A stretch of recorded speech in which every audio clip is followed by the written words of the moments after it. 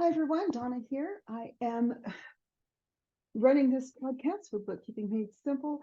This is the show where we talk about all things to do with business, everything from health and wellness and your mindset, which is critically important if you want to succeed, to payroll, tax, and accounting, which are my wheelhouse as I support small businesses. So I want to talk today a little bit.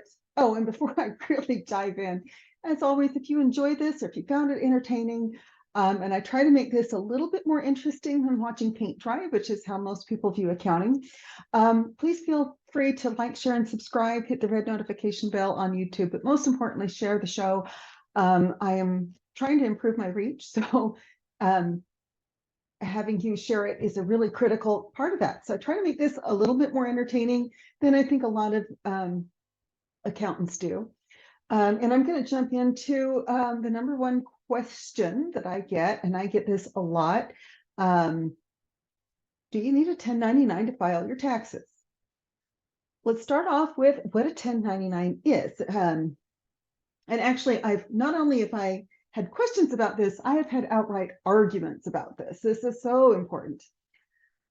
A 1099 is a form that you receive, especially the 1099 NEC, which is non-employee compensation. There's a number of different 1099s. There's the 1099K, there's the 1099G, there's the 1099R, there's a 1099 miscellaneous. There's a 1099 for like almost everything, but we're going to talk about the 1099 NEC, and then I'll go over really quickly what these others are. The 1099 NEC is non-employment compensation. This is what you give to contractors.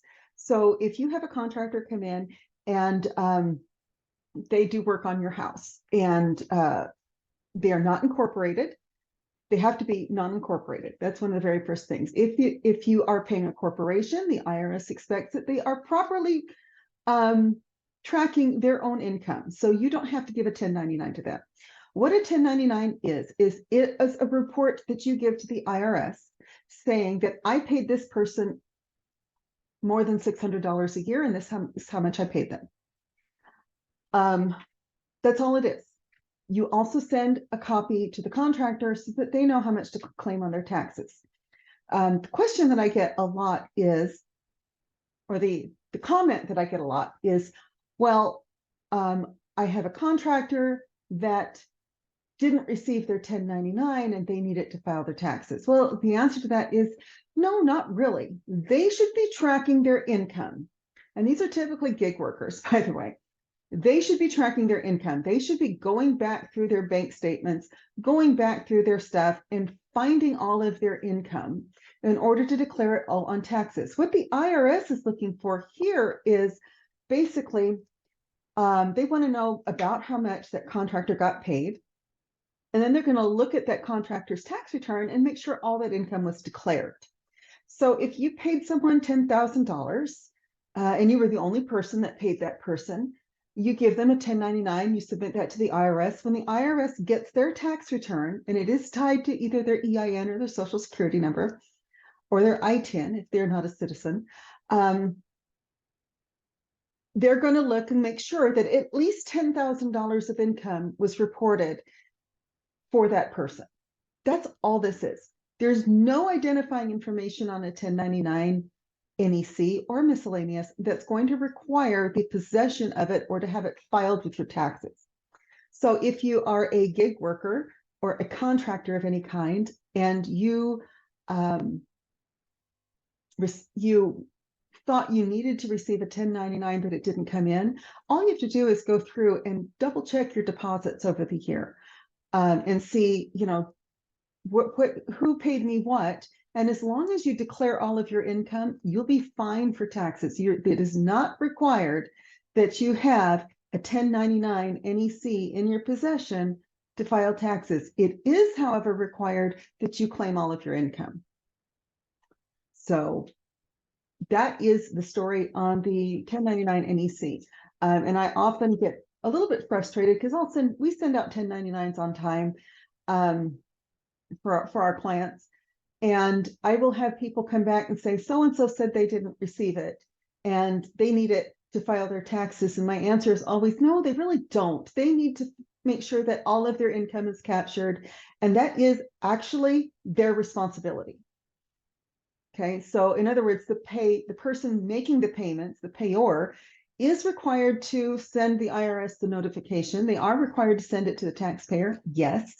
But the person receiving the payments also has an obligation to track their payments that they've received in some way, shape, or form, even if it's just adding up their deposits off of their bank statements, and then report that income to the IRS. As long as that is done correctly, then there is no need for them to have possession of a 1099 NEC specifically to file taxes. Is it important to have it? Yeah, you need to know what was reported to the IRS on your behalf. But if you're missing one, it's not the end of the world. Just make sure you claim all of your income on your tax return. Now, a little quick thing on the other common 1099 forms that you may receive. 1099-G is for government payments. It may be very critical on this one to actually have the form. So the form will have things like who the payor was, who the person making the payments, and it will also have tax withholdings. 1099 NEC typically does not, by the way, because most people aren't subject to backup withholding. So if you don't have backup withholding on your 1099, it's not a big deal. But on 1099-G, which is unemployment and other government payments, you may need to have that. Same thing with 1099-R. This is your retirement fund 1099. This tells you what you have received from your retirement funds, whether it's maybe it's an early withdrawal from an IRA, maybe it's a scheduled withdrawal from an IRA, or your 401k. You do need to have that 1099. Okay. If you received any sort of retirement income, you do need those 1099s because taxes were withheld, and you need to know how much was withheld, not just on the federal level, but on the state level. And I do think it's they tax us after retirement personally. I think all the taxation should be done. I really think people should fund their retirements with post-tax money personally. There is a saver's credit, incidentally, that's available for anyone that has an IRA or a 401k set up. And I do think they should be funded with post-tax money so that you don't have to pay tax on it later. Anyway, that's my little rant. And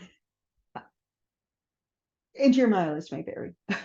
Okay, so if you're in a really high tax bracket now and you need to bring that down, then yeah, it makes sense to fund your retirement with pre-tax money because you'll probably be in a lower tax bracket later. But for most people don't have that problem.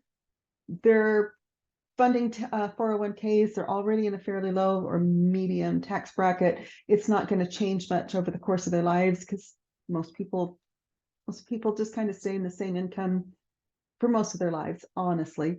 And so those people should probably fund with post-tax dollars. But anyway, I digress. Squirrel. So we have the 1099-G, which is government payments. Taxes are probably withheld on those. And you do need that 1099. 1099-R is your retirement. You probably do need that one. Then we have 1099-K. This is one that's been very confusing for a lot of people, including a lot of my clients. 1099-K is merchant payments. So if you pay someone with a credit card, and where it gets confusing is Venmo and PayPal. If you pay someone, a business, with a credit card, you do not need to send them a 1099. The reason for that is the credit card company will send them a 1099, and it will show all of their payments over the year from all sources that went through the credit card processing company.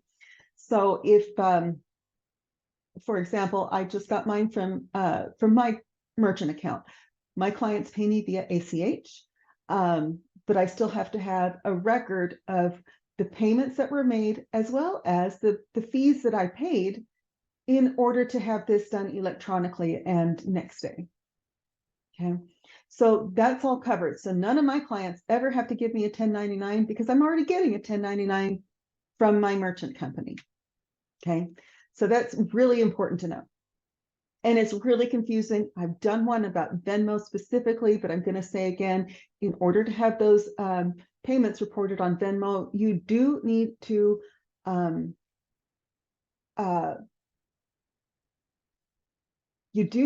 put this in,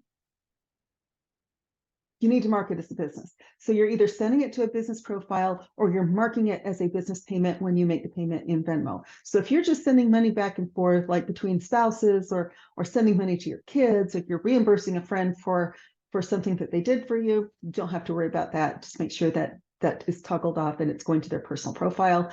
It is the business profiles that will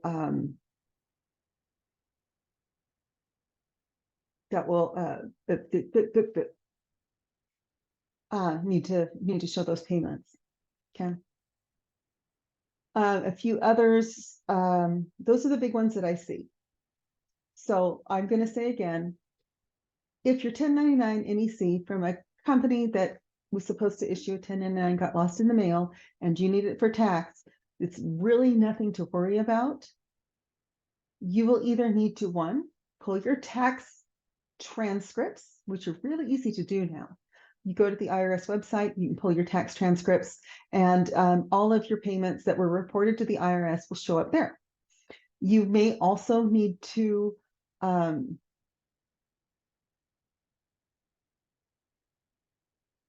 you can certainly reach out to your payor and ask them for another 1099, but then keep in mind, unless tax is being withheld, you really don't need it. You just need to declare that income. And that is my rant on 1099s today. Hopefully this was interesting. Hopefully I phrased it in a way that's a little bit more understandable. To be fair, I can go to the same IRS website that I cite a lot of the times, and I have a hard time reading it because it's very legalese. It's very they try to write this stuff so it's all inclusive and it includes everybody, and it just really makes it difficult to understand a lot of the times. I don't know what it is about government writing, but it's legal government, anything to do with that, it can be very difficult to understand. And that's why I've taken the time to actually just make this video and explain it. And that is it for today. I'll talk to you again soon.